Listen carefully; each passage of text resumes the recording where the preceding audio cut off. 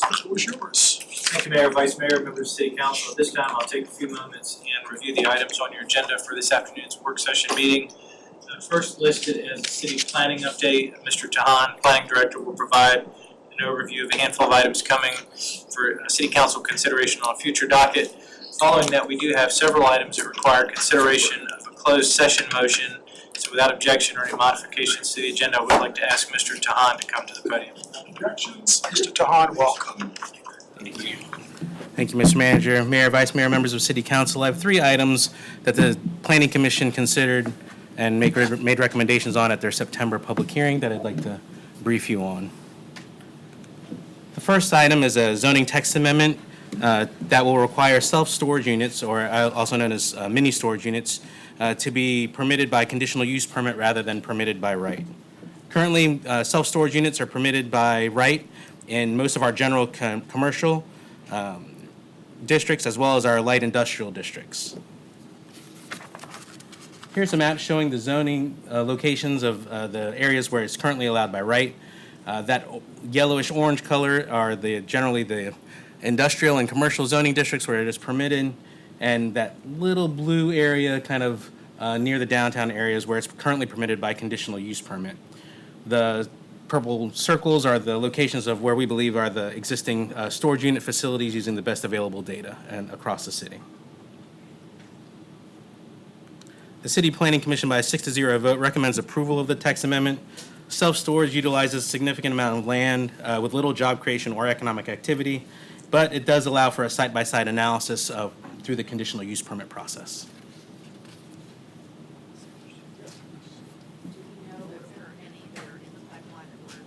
Not having to approve yet because this hasn't been voted upon? There's at least one right now that's in the process, but they are to the point where they're close to approval already. Just want to make sure there aren't a lot of people trying to get things in now before we vote on this. Understood. Yes, ma'am. The next item is Black Sea Restaurant and Lounge for a conditional use permit at 600 35th Street. This is an existing restaurant, and they would like to allow a restaurant with live entertainment and the sale of alcoholic beverages for on and off premise consumption. This site is the previous Croker Spot or Brickster's location and the 35th Street Riverview, the 35th Street Pedestrian Commercial Overlay District. The Black Sea Restaurant would like to operate from 9 a.m. to 11 p.m. 7 days a week, which will increase at some days, but however decrease the overall operations that were previously approved. The applicant also plans to have approximately 140 total capacity, and I will go over why they've changed their outdoor seating to 0. They propose to have similar entertainment to what was previously approved, karaoke, live band, adding trivia, poetry, and comedian. This is the floor plan of the existing restaurant. They're utilizing the same floor plan from the previous operation. However, there was an outdoor dining area which is located at the rear of the property. The applicant is proposing to utilize this area as an outdoor smoking area. The zoning ordinance does not allow for seating in outdoor dining areas, so no seats are permitted to be in this location. The site's currently under construction. The council's familiar with the Hanson Group and their development that is building the multifamily to the north of the site. This is the existing location of the previous outdoor dining that they would like to utilize for that outdoor smoking area.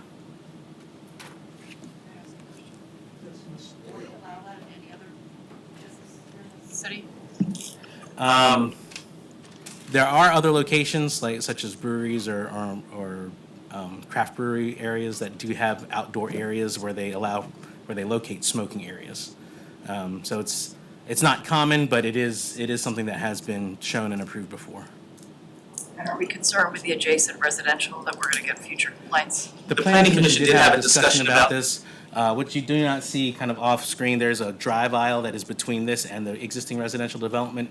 If you include the sidewalks, it's approximately 30 feet of separation between the two. And this area where staff took the picture, although under construction, is where the parking lot will be. So it's not directly, it doesn't have direct exposure to the residential that is across the drive aisle. However, there is residential above. You mentioned breweries. Do restaurants have outdoor smoking locations? I do not know offhand of any that was approved specifically. Usually they prefer to have outdoor dining, but I don't know of any offhand, but I will look into that. We could find out, because this just seems unique. Yes, Mr. Johnson. So they prefer to do outdoor smoking than to have a outdoor restaurant area. Yes, ma'am. So if they're doing the smoking, there'll be seats out there or No, no seats are not permitted per the zoning ordinance for smoking Okay. areas. So the people just gonna be outside smoking? That's how they described it during the planning commission and to staff, yes, ma'am. Can we limit the smoking to cigars and not vaping, other types? I'm unsure of that. It's gonna be a rational basis test, so, if we have a rational basis for doing that, I suppose that, you might accept cigar smoke because it's aromatic or has other benefits that are different, and so yes, if rationally vaping or your standard cigarette emits an odor that, the answer is yes. I had to think through it, yes. The applicant has noted that they do plan on, their thought process for this was just a cigar smoking area, but due to, we can go back to the applicant and see if they'd be willing also to limit it to only that. And again, it's not at their discretion, the council could require it. Yes, I'm sorry, Not it's just just- the smoking. I wasn't aware about just the smoking, but I just wanted to clarify. So based on looking at the diagram here, this is right where the bar area is, right? And then there's a doorway. I guess it would still be out there in the patio. So with the conditional use, if we as a council were even to grant them, even I understand here my colleague in regards to the whether or not it's a brewery or not, if there are complaints or we get a large number of that and it doesn't work out, council always has the ability to go back and revoke that, correct? Yes, the ability to revoke the, you can only revoke a CUP for a violation of its terms. And so if we grant the cigar smoking and it turns out to create complaints, that would not be a violation of it. So that's the answer. Is that? Yeah, it does, and based on what this, John, it's, what is it, 2 years? Yes, there is a 2-year two-year expiration because it's a new operation for entertainment. So if we could just get some of the answers to those questions, Bobby, that would be great. Yes, ma'am. When the council's had not cold feet, but uncertainty in the past, they put sunset provisions on it. And so if you have questions about it, that's another option, is to have it come back to you in 6 months or a year or 5 years. That's another option too.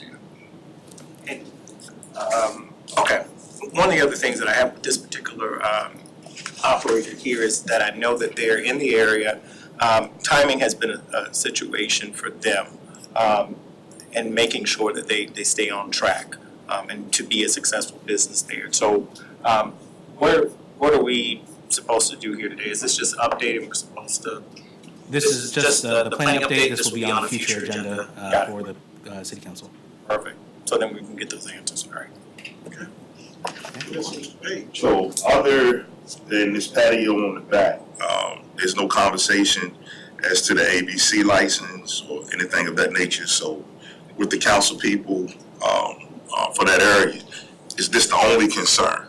Yeah, I mean, the original Croaker Spot had those, it has a stage that's already built in there, and then it also has the bar area that's there. I think with the 2 years, giving them the opportunity, I don't have a concern with that. I don't know I can't speak for my colleague. This is just the first I've heard of it, that's why I'm asking these questions. Because when we met with them at their kind of early ribbon cutting, there was no mention of this. So this is just today the first I'm hearing. If we could just get some answers, that would be helpful. Yes. Make sure Do you they get bring drinks out if I'm smoking a cigar outside?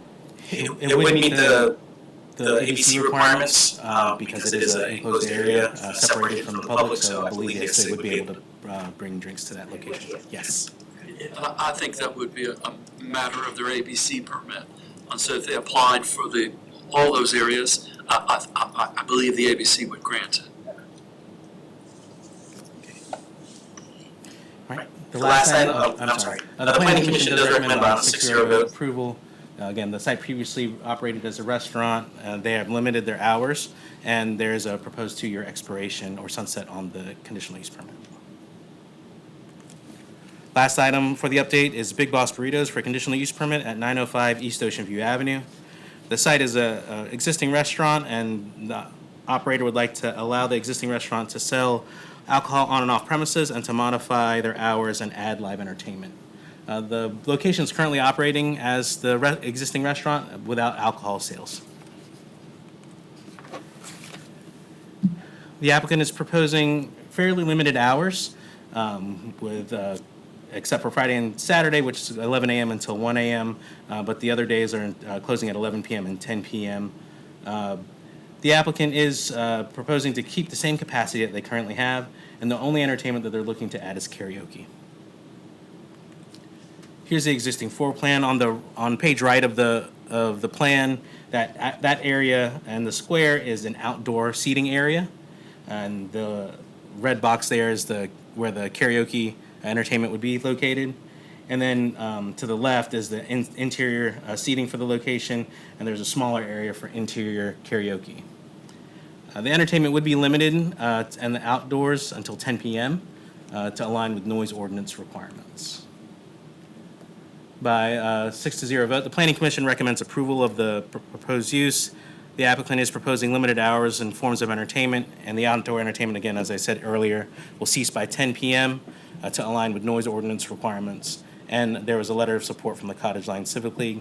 And as this is a first-time operation for entertainment, they do have a 2-year sunset or expiration proposed as a condition.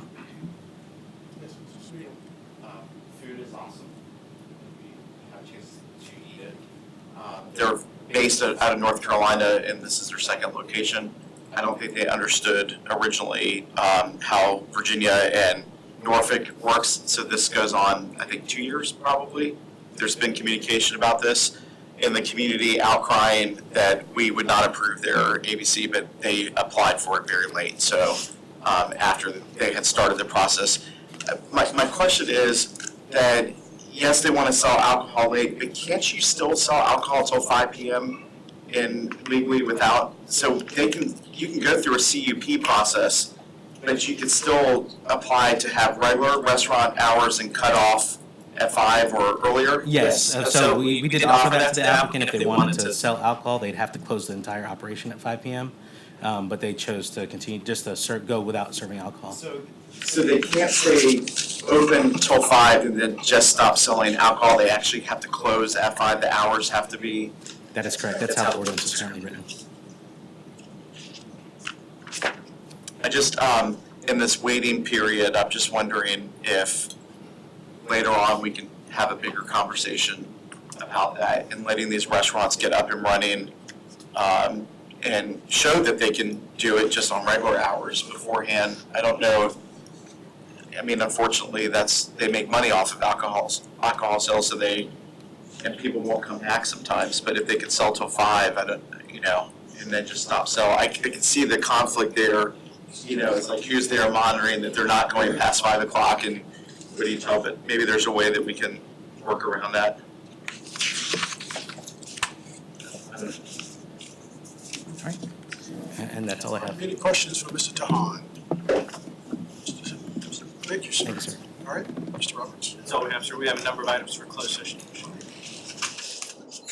I move that members of the council assemble informally in closed meeting on October 7, 2025 at 4:18 p.m. in the 10th floor conference room of the City Hall building in the city of Norfolk for the purposes which are set out in clauses 3, 1, 8, and 3 of subsection A of section 2.2-3711 of the Virginia Freedom of Information Act as amended. Clause 3, discussion of the disposition of real property in the Ward 2 Super Ward 7 areas of the city where discussion in open meeting would affect the negative negotiating strategy of the public body. Clause 1, discussion of appointments of boards, commission authorities, and committees.